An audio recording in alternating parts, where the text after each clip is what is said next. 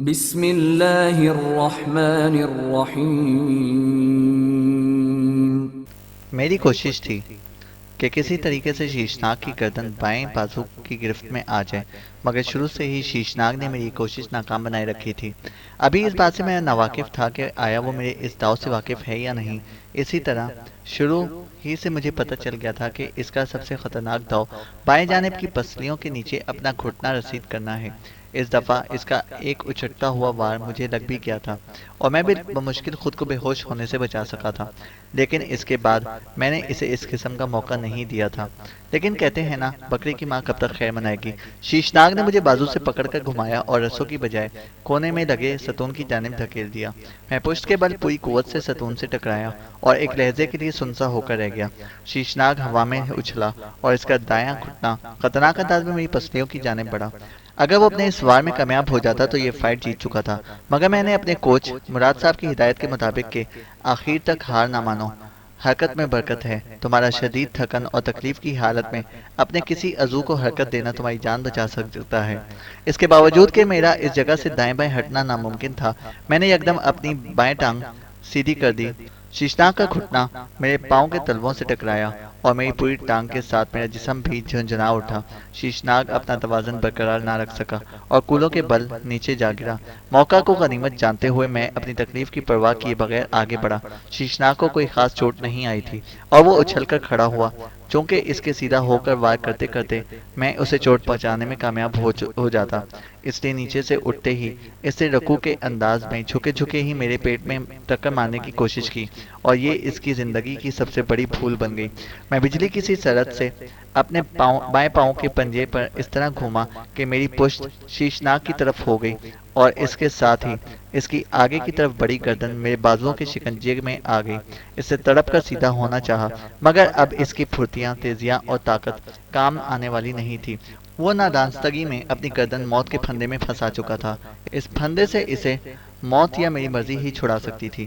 میں نے اس کی گردن پر مخصوص دباؤ ڈالا اور وہ یکدم ڈھیلا پڑ گیا۔ مجھے پتا تھا کہ اب وہ اپنی مرضی سے حرکت کرنے کے سے قاصر ہے۔ میں نے ہال میں نگاہ دوڑائی۔ ہزاروں کی تعداد میں بیٹھے تماشائیوں کی نظریں ہم پر لگی ہوئی تھیں۔ ہال کے اندر اتنی گہری خاموشی چھا گئی تھی کہ مجھے اپنی سانسوں کی آواز واضح سنائی دے رہی تھی۔ میری نگاہوں کے سامنے شیتل کا چہرہ آیا۔ ابھی تک اس کے ہونٹ مجھے ہلتے نظر آ رہے تھے۔ شیتل سے پیچھے دو تین کرسیاں چھوڑ کر مجھے نیلم بیٹھی نظر آئی، جو انڈین آرمی کی کیپٹن تھی، اور اسی کی نوازش کی وجہ سے مجھے ان کی قید سے فرار ہونے کا موقع ملا تھا۔ سب سے پھرتے ہوئے میری نظر سے روبندر ناتھ پر آ کر رک گئی۔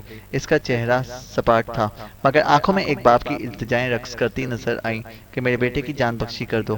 شیشناگ بلا شبہ اس کا لپالک بیٹا تھا، لیکن وہ اس سے کتنی محبت کرتا تھا، اس کا انداز مجھے اس کی آنکھوں میں اٹھتے ہوئے اضطراب سے ہو رہا تھا۔ شیشناگ کو مار کر روبندر ناتھ سے اچھی توقعات کی امید فضول تھی، جبکہ اسے زندہ چھوڑ کر میں اپنے مطلوبہ مقاصد حاصل کر سکتا تھا۔ میں نے اپنے بائیں بازو کو مخصوص جھٹکا دیا اور شیشناگ کو بے ہوش ہو کر میرے بازو میں جھول گیا۔ میں نے اسے پلٹ کر پشت کے بل رنگ کے فرش پر پھینک دیا۔ اس کے پیٹ کے اوپر نیچے کی حرکت سے اس کے زندہ ہونے کا پتہ چل رہا تھا۔ اس کے باپ کی خاموش التجاؤں نے اسے مرنے سے بچا لیا تھا، لیکن نہیں، میں کچھ غلط بول گیا ہوں۔ میرے رب کے نزدیک ابھی تک اس کی زندگی کچھ دن باقی تھے، اس لیے وہ بچ گیا تھا۔ ہال میں ابھی تک خاموشی چھائی ہوئی تھی۔ شیشناگ کے گرتے ہی ریفری نے گنتی شروع کر دی، مگر 10 تک پہنچنے تک بھی وہ اس کے جسم میں ہلکی سی جنبش نہ ہوئی۔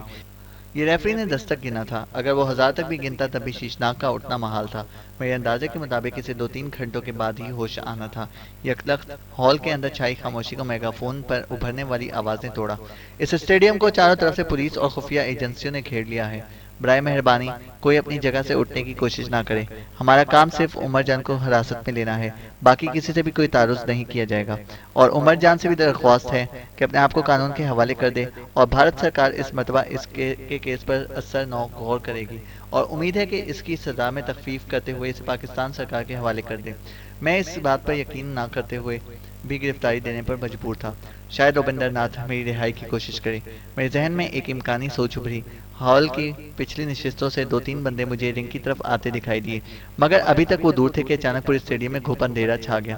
وہ اندھیرا لازماً مجھے فرار کرانے میں مدد دینے کے لیے کیا گیا تھا، مگر میں بھی मगर मैं जाता भी तो कहाँ जाता।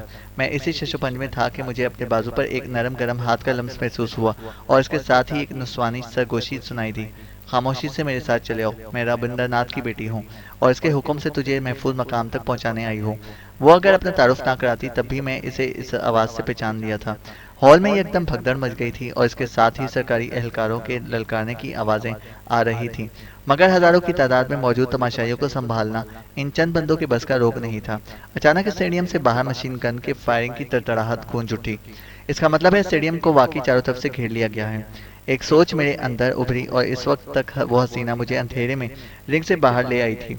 शायद वो इस हॉल के चप्पे चप्पे से वाकिफ थी, इसलिए अंधेरे में भी मेरी रहनुमाई कर रही थी। रिंग से नीचे उतरने वाली सीढ़ियों के साथ मुझे बिठाकर इसने कोई कार्रवाई की और अगले ही लम्हे मुझे रिंग के नीचे खींच लिया। नीचे उतर जाओ, वो आहिस्ता से बोली और मैं जल्दी जल्दी इन लोहे की सीढ़ियों पर उतरता हुआ चला गया। वो शायद सुराख का मुंह बंद करने रुक गई थी।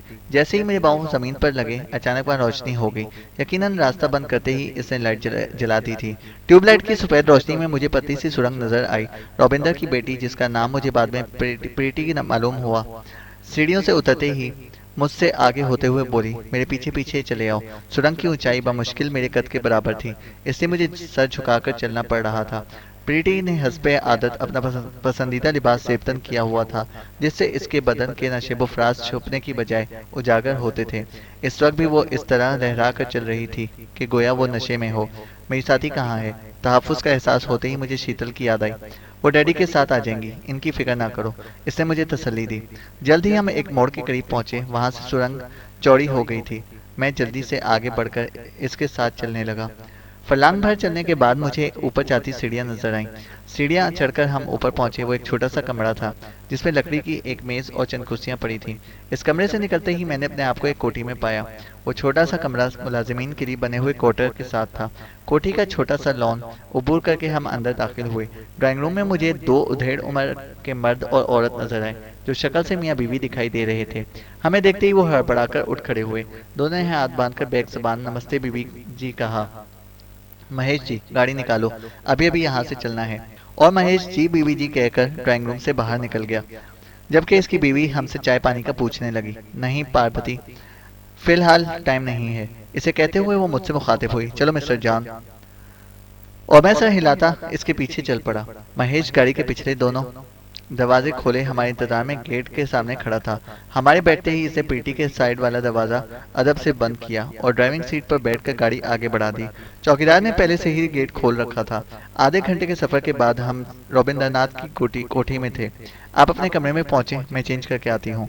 डैडी तो शायद लेट पहुंचे और आपकी वो भी इनके साथ ही होंगी, प्रीति मैंने खेज लहजे में बोली, और मैं इसे कोई जवाब दिए बगैर असबात में सर हिलाता हुआ एनेक्से की जानिब बढ़ गया। कमरे में दाखिल होते ही मैं सीधा बाथरूम की तरफ बढ़ा और हल्के गर्म पानी के फव्वारे के नीचे खड़ा हो गया। पानी के जिस्म पर पड़ते ही जिस्म पर मौजूद खराशों और जख्मों में जैसे आग लग गई थी। अच्छी तरह नहाने के बाद मैंने स्लीपिंग सूट का पजामा पहना और ऊपरी लिबास रहने दिया कि मेरा इरादा हल्की फुल्की खराशों और जख्मों पर कोई टंक्चर वगैरह लगाने का था। बाथरूम से निकलते ही मेरी निगाह प्रीति पर पड़ी, जो नहायत मुख्तसर लिबास ज़िब्तन किए बेड पर विराजमान थी। मिस, अगर बदन पर लगाने के लिए कोई टंक्चर वगैरह मिल जाता। मेरा नाम प्रीति है, वो बड़ी अदा से बोली, और आपके कमरे में मेरे आने का मकसद भी आपकी मरहम पट्टी करना है। वो देखो, मैं फर्स्ट एड बॉक्स साथ लाई हूँ। इसे मेरी तवज्जो में इस पर पड़े स्याह रंग के छोटे से बक्स की तरफ मबजूल की। शुक्रिया मिस प्रीति। मैं मेडिकल बॉक्स की तरफ बढ़ा। क्या कर रहे हो? मुझे बक्स की तरफ बढ़ता देखकर वो खड़ी हो गई। बैठो, ये खिदमत मुझे सरंजाम करने दो। शुक्रिया मिस प्रीति। मैं शुक्रिया वगैरह को अपने पास रखो। वो मेरे हाथ से बक्स पकड़कर कता कलामी करते हुए बोली, तुम आराम से बैठो। मैं तकरार किए बगैर बैठ गया। आप तो बहुत खतरनाक लड़ाके हैं। वो मेरे जख्मों पर रुई से दवाई लगाते हुए बोली, भैया जैसे फाइटर को आपने बेबस कर दिया। बस दाव चलने की बात है। हो सकता है इसका दाव चल जाता और इसकी जगह मैं बेहोश पड़ा होता। बड़ापन है कि आप इस तरह समझते हैं। सेठ साहब किस वक्त तक पहुंच जाएंगे? मैंने मौजू बदला। वो मुस्कुराई, यूं कहो ना कि शीतल कब आएगी, यही समझ लो। वो तब कर बोली, क्यों, मैं किसी से कम हूँ क्या? इसमें कमी बेशी की क्या बात है? मेरे लहजे में हैरानी थी। वो मेरी साथी है, इसका इंतजार करना मेरी जरूरत है। बेवकूफ़ हैं आप, वो मायने खेज लहजे में बोली। रोज की मौजूदगी में दाल का इंतजार कर रहे हैं। इसने शीतल को दाल कहते हुए खुद को रोज से तशबीह दी। और ये इसका नहीं, हर लड़की का कॉम्प्लेक्स होता है कि वो हसीना आलम है। इसमें शुबा नहीं कि वो खूबसूरत थी, मगर शीतल की मौजूदगी में शायद ही कोई इसे देखना गवारा करता। मैंने इसके साथ इस मौजू पर बहस करना मुनासिब ना समझा। इसका बाजारी अंदाज इस बात का गमास था कि शर्म हया इसे छूकर भी नहीं गुजरी। वैसे भी वो सेठ रविंद्रनाथ की लेपालक बेटी थी, और इसके साथ ख्वाह मख्वाह की दुश्मनी मोल लेना आबेल मुझे मार वाली बात होती। मेरा जहन इससे पीछे छुड़ाने की तरकीबों में सरगर्दा हो गया, क्योंकि इसके अंदाज से ही जाहिर हो रहा था कि वो अपने हुस्न की जलवे दिखाए बगैर नहीं जाएगी। मैं इसी अठेरबंद में मसरूफ था कि अचानक गेट की तरफ से हॉर्न की आवाज़ आई। ओह, शायद डैडी वापस आ गए हैं। मगर इतनी जल्दी? इसके लहजे में हैरानी थी। मैंने भी दिल ही दिल में इससे जान छूटने पर रब का ताला का शुक्र अदा किया। क्यों, उधर का क्या काम था इनका? मैं पूछे बगैर ना रह सका। उधर कई काम हैं। भैया को अस्पताल पहुंचाना और स्टेडियम में आपके फरार होने के बाद की अफरा तफरी का सद्देबाब करना, इस तरह पुलिस और रॉ वगैरह के सामने अपना दामन साफ रखना ताकि वो आपके फरार में डैडी का हाथ ना समझे। ये अल्फाज इसके मुंह में थे कि कमरे का दरवाज़ा एक झटके से खुला और शीतल तीर की तरह अंदर आई, मगर पीटी को देखते ही ठिठक कर रुक गई। मैंने सेरेलब शुक्रिया अदा किया कि इसके अंदर दाखिल होते ही पीटी फर्स्ट एड बॉक्स में दवाएं वापस डालकर बक्स बंद कर रही थी। अच्छा, मैं चलती हूँ मिस्टर जान। पीटी ने बक्स को टेबल पर छोड़ा और हाथ हिलाते हुए कमरे से निकल गई। इसने एक सरसरी नज़र शीतल पर डालने की जरूरत भी महसूस न की, जो इसे कड़ी नज़रों से घूरे जा रही थी। ये डाइन यहाँ क्यों आई थी? इसके निकलते ही शीतल ने फाड़ खाने वाले लहजे में पूछा। और ये तुम किस हालत में बैठे हो? इसका घर है भाई। मैं मुस्कुराया। जहाँ दिल चाहेगा जाएगी। और मैं गलती से अपने जख्मों पर टंचर लगवा रहा था, जो कमीज पहनकर लगाना मुमकिन नहीं था। थोड़ी देर सब्र नहीं हो सकता था तुमसे? मैं आ जाती तो मरहम पट्टी कर देती। तुम कोई डॉक्टर हो? नहीं, डॉक्टर तो खैर तुम हो। वो मेरे पास बैठ गई। मैं तो तुम्हारी मरीज हूँ। इसके अंदाज पर मैं बेसाख्ता मुस्कुरा पड़ा। जख्मों में तकलीफ तो हो रही होगी ना? वो बड़े प्यार से मेरे जिस्म पर हाथ फेरने लगी। जालिम ने मारा भी तो बेदर्दी से है। इसके हाथों के लम्स और पीटी के हाथों के लम्स में मुझे ज़मीन आसमान का फ़र्क महसूस हुआ। शीतल के हाथों में जैसे दर्दकश मरहम लगा हुआ था कि मेरे ज़ख्मों की तकलीफ जाती रही। यही बात अभी थोड़ी देर पहले इसकी बहन भी कहकर गई है कि मैंने इसके भाई को बहुत बेदर्दी से पीटा है। अच्छा किया है, वो था ही इस काबिल। तुम्हें इसे जान से मार देना चाहिए था। इसी वक्त कमरे में एक शख्स दाखिल हुआ। आपको सेठ साहब याद कर रहे हैं? ठीक है, मैं आ रहा हूँ, मैंने कहा, और वो सर हिलाता हुआ कमरे से निकल गया। मैंने स्लीपिंग सूट की हल्की फुल्की कमीज पहनी और जाने के लिए तैयार हो गया। इस लिबास में चलोगे क्या? शीतल मुस्तफसर हुई। तो और क्या, मेरा सूट तो वहीं पर रह गया है। अच्छा, मैं भी चलती हूँ तुम्हारे साथ। वो खड़ी हो गई। थोड़ी देर बाद हम सेठ रविंद्रनाथ के पास मौजूद थे। वो कमरे में अकेला था, यहाँ तक कि प्रीति भी इसके पास मौजूद नहीं थी। बैठो मिस्टर उमर जान, वो नरम लहजे में बोला, और मैं शुक्रिया कहते हुए उसके सामने बैठ गया। सबसे पहले तो मैं तुम्हारा शुक्रिया अदा करना चाहूँगा कि तुमने शीशनाग को जिंदा छोड़ दिया। बिलाशुबा मुझे इसकी बहुत ज़्यादा ज़रूरत थी। वो हकीकतन खुद को मेरा बेटा साबित कर चुका है। दूसरा, वादे के मुताबिक मैं तुम्हें बखैरियत पाकिस्तान भिजवाने का जिम्मेदार हूँ। अब ये तुम्हारी मर्जी है कि तुम हवाई, बहरी या ज़मीनी, जिस तरह के सफ़र करना पसंद करो इसके साथ। इसने अपने सामने पड़े बैग को खोला, जिसमें मुझे नोटों की चंद गड्डियाँ नजर आईं, और मेरी तरफ घुमाते हुए बोला, इसमें से कुछ रकम तो वो है जो फाइट जीतने के सिलसिले में इंतजामिया की तरफ से तुम्हें मिली है, और कुछ मैंने अपनी चाहत से दे रहा हूँ। तुम्हारी सहूलत के लिए मैं ये डॉलरों की सूरत में अदा कर रहा हूँ, ताकि पाकिस्तान जाकर तुम इसे अपने मुल्क की करेंसी में तब्दील कर सको। और मैंने बगैर किसी रद्दो-कदा की रकम कबूल कर ली। अब बताओ कि तुम किस रास्ते से सफ़र करना पसंद करोगे। जब रकम का बैग वसूल करके मैं अपने पहलू में रखा तो सेठ रविंद्रनाथ मुस्तफसर हुआ। हवाई रास्ते से पाकिस्तान जल्दी पहुंचने के ख्याल से मैंने बगैर सोचे समझे हवाई सफ़र का नाम लिया। ठीक है, मैं भी फोटोग्राफर को बुलाता हूँ, और इसके साथ मेकअप करने वाले को भी, ताकि तुम्हारा हुलिया तब्दील करके पासपोर्ट बनाया जाए। मैंने कहा, जैसे आपकी मर्जी। इसने इंटरकॉम उठाकर फोटोग्राफर वगैरह बुलाने से मुतालिक अहकामात सादिर किए, और फिर मेरे साथ गपशप करना शुरू कर दिया। क्या अपनी दोस्त को यहीं छोड़ जाओगे? वो बातों बातों में शीतल की तरफ इशारा करके मुस्तफसर हुआ। हाँ, मैं मुख्तसरन बोला। अगर ये पसंद करे तो मैं इसको बहुत अच्छी जॉब मुहैया कर सकता हूँ, वो इश्तियाक से बोला। मैंने हंसते हुए कहा, ये खुद फैक्ट्रियों की मालिक है, इसे जॉब की क्या ज़रूरत है? क्या? इसके लहजे में हैरत थी। जी, मैं इत्मीनान से बोला, ये सेठ हरीचंद दास की बेटी है। वो दिल्ली वाले हरीचंद दास? बिल्कुल, मैं इस बात पर सर हिलाकर कहा। सॉरी बेबी, रविंद्रनाथ हल्की सी खिफत से बोला, दरअसल मैं आपको पहचानता नहीं हूँ, इसलिए। It's okay uncle. शीतल, जो काफ़ी देर से खामोश बैठी थी, सपाट लहजे में बोली।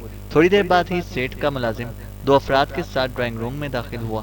ان میں سے ایک نوجوان تھا جبکہ دوسرا ڈھلتی عمر کا کمزور سا آدمی۔ نوجوان کے گلے میں لٹکتا کیمرہ دیکھ کر مجھے پتہ چل گیا کہ وہ فوٹوگرافر ہے۔ دونوں نے ادب سے جھک کر سیٹھ روبندر ناتھ کو نمسکار کیا اور پھر اس کے حکم پر اٹھیر عمر آدمی اپنے ہاتھ میں موجود اٹیچی کھول کر میری طرف متوجہ ہو گیا۔ اس سے پہلے تو ایک مخصوص محلول میرے بالوں پر لگایا، پھر آنکھوں پر ڈراپر سے کسی دوائی کے چند قطرے ٹپکائے جس کی وجہ سے میری آنکھوں میں ہلکی سی سوزش بھی ہونے لگی تھی۔ اس کے بعد وہ اپنے بریف کیس سے مختلف چیزیں نکال کر میرے چہرے کی مرمت میں مصروف ہو گیا۔ کام ختم کر کے جب اس نے آئینہ میرے سامنے کیا تو میں حقیقتاً اچھل پڑا۔ آئینے کے اندر مجھے گھنی مونچھوں والا گہرے سانولے رنگ کا ایک بندہ دکھائی دیا۔ بھائی واہ، مان گئے۔ میرے منہ سے بے ساختہ اس کے لیے تعریف نکلی۔ جواباً اس نے فقط مسکرانے پر اکتفا کیا۔ یہ کب تک برقرار رہ سکے گا؟ مونچھیں وغیرہ تو آپ خود بھی تھوڑی سی کوشش کر کے اتار سکتے ہیں، اور چہرے اور بالوں کی رنگت اس وقت تک نہیں اترے گی جب تک آپ انہیں اسپرٹ وغیرہ سے نہیں دھو لیتے۔ وہ میری بات کا جواب دیتا ہوا بولا۔ اس کے بعد سیٹھ کے حکم سے اس کا ایک ملازم شیشناگ کا ایک سوٹ اٹھا لایا کیونکہ ہم دونوں کی جسامت تقریباً برابر تھی۔ باتھ روم میں جا کر میں نے سوٹ پہنا اور پھر فوٹوگرافر نے مختلف زاویوں سے میری چند تصاویر لیں۔ تصاویر لینے کے بعد فوٹوگرافر اور میک اپ مین رخصت ہو گئے، لیکن جانے سے پہلے بوڑھا میک اپ مین ایک چھوٹی سی بوتل میں رنگت بدلنے والا محلول میرے حوالے کرنا نہ بھولا، جس کی بدولت میں اپنے ہاتھوں کا رنگ بدل سکتا تھا تاکہ ہاتھوں کی اجلی رنگت سے کوئی میرے میک اپ کو نہ بھانپ لے۔ سیٹھ صاحب، کب تک پاسپورٹ وغیرہ بن جائے گا؟ ان کی جاتے ہی میں نے سیٹھ سے پوچھا۔ پاسپورٹ اور تمہارے موجودہ حلیے کی شناختی کاغذات صبح تک تیار ہو جائیں گے۔ تم دوپہر 12 بجے تک تیار ہو جانا کیونکہ 1 بجے کی فلائٹ سے تمہیں عمان کے لیے فلائی کرنا ہے۔ وہاں سے تمہیں پاکستان کے لیے آسانی سے فلائٹ مل جائے گی۔ اگر کوئی الجھن پیش آئے تو وہاں پر موجود میرے نمائندے سے بات کر لینا، وہ تمہاری ہر الجھن کو حل کر دے گا۔ یہ کہہ کر اس نے ایک وزٹنگ کارڈ میری سمت بڑھا دیا جو اس کے نمائندے کا تھا۔ شکریہ سیٹھ صاحب، میں نے کارڈ اپنی جیب میں ڈال لیا۔ اب آپ ہمیں اجازت دیں، صبح انشاءاللہ میں 11 بجے آپ کے حضور پہنچ جاؤں گا۔ Okay, good bye. وہ کھڑے ہو کر مجھ سے بغل گیر ہوا اور بولا، جبکہ شیتل کے سر پر اس نے ہاتھ پھیرنے پر اکتفا کیا تھا۔ شیتل کی گاڑی ابھی تک کوٹھی کے گیراج میں موجود جو کہ کھڑی تھی۔ پونے گھنٹے کی ڈرائیونگ کے بعد ہم شیتل کی کھوٹی میں پہنچ گئے۔ اتنی رات گئے بھی شیتل کا بوڑھا ملازم پہلی کال بیل پر ہی دوڑا آیا۔ وہ رات میری زندگی کی عجیب رات تھی۔ پاکستان واپسی کی خوشی کے ساتھ ساتھ شیتل سے بچھڑنے کا دکھ بھی میرے اندر ہلکولے لے رہا تھا۔ شیتل روبندر ناتھ کی کوٹھی میں ہی میرے جانے کا سن کر گمسم سی ہو گئی تھی۔ اس کے بعد سے لے کر ابھی تک اس نے کوئی بات نہیں کی تھی۔ کیا ہو گیا ہے تمہیں؟ جب میری ہر بات کے جواب میں اس کی گفتگو ہاں ہوں سے آگے نہ بڑھی تو میں نے اسے چھو کر بولا، میں نے پہلے دن سے ہی تجھے اپنی مجبوریوں کے بارے میں بتلا دیا تھا، پھر اس طرح موڈ بنانے کا فائدہ؟ میں نے موڈ تو نہیں بنایا، اور موڈ بنا بھی لوں تو آپ کو کیا فرق پڑے گا؟ کیوں نہیں پڑے گا فرق؟ اور یہ بھی تو سوچو کہ میں نے بھی تو تم سے جدائی کا دکھ جھیلنا ہے۔ اسے اپنا نیچے جھکا ہوا سر اٹھایا۔ اس کی خوبصورت جھیل جیسی آنکھوں میں مجھے ویرانی ہی ویرانی نظر آئی۔ چند لمحے مجھے گھورنے کے بعد آہستہ سے بولی، سنو، تم عزم والے ہو، بلا کا ضبط رکھتے ہو، تمہیں کچھ نہیں ہوگا، مگر سوچو جسے تم چھوڑے جاتے ہو اسے تو ٹھیک سے شاید بچھڑنا بھی نہیں آتا۔ آخری الفاظ کہتے کہتے اس کی آواز بھر آ گئی اور وہ رو دی۔ میں نے اسے اپنے ساتھ لپٹایا اور تسلی دیتے ہوئے بولا، شیتل، میرا تم سے وعدہ ہے کہ جیسے ہی میرے گھر کے حالات سدھرے، دشمنی کی آگ ٹھنڈی پڑی، میں تیرے پاس آ جاؤں گا یا تمہیں اپنے پاس بلا لوں گا۔ ضروری تو نہیں کہ تمہارے گھر میں حالات اتنے ہی خراب ہوں جتنے تم تصور کیے بیٹھے ہو۔ اسے چونکے میں اپنے تمام حالات تفصیل سے بتلا چکا تھا، اس لیے ایک امید کے سہارے وہ مجھے تسلی دیتے ہوئے بولی، اللہ کرے یوں ہی ہو۔ میرے دل کی گہرائیوں سے دعا نکلی، اور اگر ایسا ہوا تو میں جاتے ہی تمہیں فون کر دوں گا۔ تمہارے گھر اور تمہاری سہیلی کا گھر کا فون نمبر مجھے ازبر ہو چکا ہے۔ میرے گھر میں البتہ فون موجود نہیں ہے، اور اپنے گھر کا پتہ میں تیرے حوالے کر چکا ہوں۔ میں ساری زندگی تیری کال کا انتظار کروں گی، اگر میں تمہیں کال کرنے کے لیے زندہ رہا تو۔ وہ میرے ہونٹوں پر ہاتھ رکھ کر میری بات کاٹتے ہوئے بولی، میں پہلے تھوڑی پریشان ہوں جو تم مزید پریشان کر رہے ہو۔ وہ رات ہم دونوں نے جاگتے ہوئے گزاری۔ صبح بھی شیتل نے مجھے سونے کے لیے نہ چھوڑا۔ 11 بجے ہم شیتل کے مکان سے نکلے اور سیٹھ روبندر ناتھ کی کوٹھی پر پہنچ گئے۔ سیٹھ روبندر ناتھ پرتپاک انداز میں مجھ سے ملا۔ مسٹر عمر جان، سیٹھ ہمیں بیٹھنے کا اشارہ کرتے ہوئے بولا، آپ چائے لینا پسند کریں گے یا کافی؟ نو تھینکس سر، ہم ناشتہ کر کے آئے ہیں۔ اوکے، پھر آپ لوگوں کو میری طرف سے گڈ بائے۔ اب ایئرپورٹ تک آپ کے ساتھ مسٹر جوگندر جائیں گا۔ اس نے ڈرائنگ روم میں موجود ایک پختہ عمر کے آدمی کی طرف اشارہ کر کے کہا، اسی کے پاس آپ کے کاغذات بھی ہیں، میرے لائق اور کوئی کام ہو تو بتا دو۔ بہت بہت دھنیہ واد سیٹھ صاحب، میں نے اس سے الوداعی معانقہ کرتے ہوئے کہا، آپ کا یہ احسان میں زندگی بھر یاد رکھوں گا۔ जोगिंदर के पास अपनी गाड़ी थी, जबकि मैं और शीतल वहां से शीतल की कार में रवाना हुए। 12:30 बजे के करीब हम एयरपोर्ट में दाखिल हुए और ठीक 1 बजे मेरा जहाज अमान के लिए फ्लाई कर गया। लाउंज में कमाल सबका मुजाहरा करते हुए शीतल ने मुझे अलविदा कहा और जब तक मैं इसे नजर आता रहा वो हाथ हिलाती रही। इससे बिछड़ते वक्त मेरा दिल भी अजीब किस्म की उदासी से भर गया। वो वाकई एक अजीबो गरीब लड़की साबित हुई थी।